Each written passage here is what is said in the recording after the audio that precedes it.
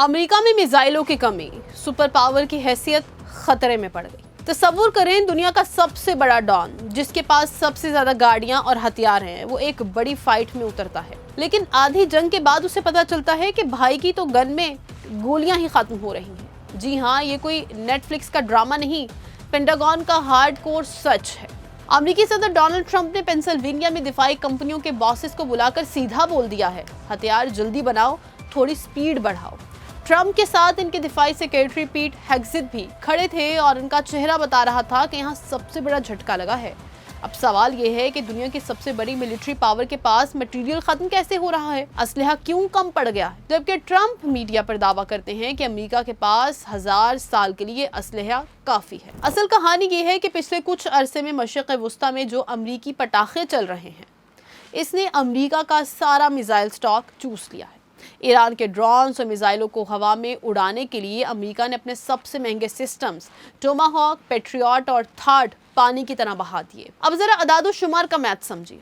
एक third investment interceptor की कीमत तकरीबन 12 से 15 मिलियन डॉलर यानी अरबों रुपए होती है। सामने से ईरान या इसके इत्तेहादी सिर्फ चंद हजार डॉलर का सस्ता ड्रोन भेजते हैं और अमेरिका को इसे गिराने के लिए करोड़ों डॉलर की मिसाइल दागनी पड़ती। ये हरकत सब पर भारी पड़ गई। इसी ने अमेरिका के असलहा स्टॉक का कबाड़ा कर दिया।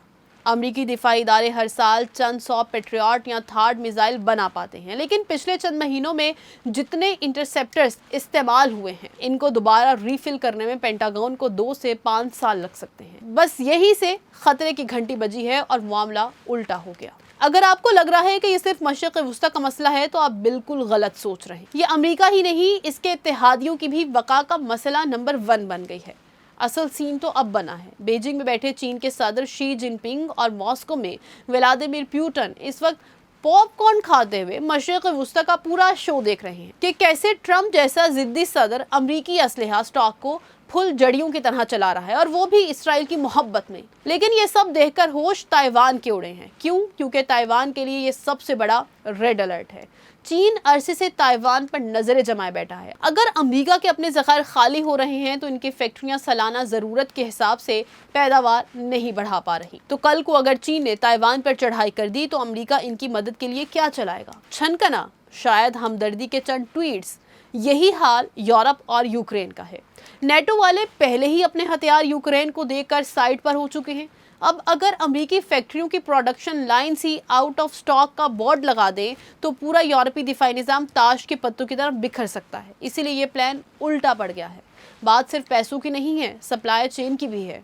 हाईटेक मिसाइल कोई फौरी बनने वाला बर्गर नहीं है जिसे आप ऑर्डर करें और 5 मिनट में तैयार हो जाए। इसके लिए नायाब मादनियात, माइक्रोचिप्स और पेचीदा इलेक्ट्रॉनिक्स की ज़रूरत होती है, जो ज़्यादातर एशिया से आती हैं।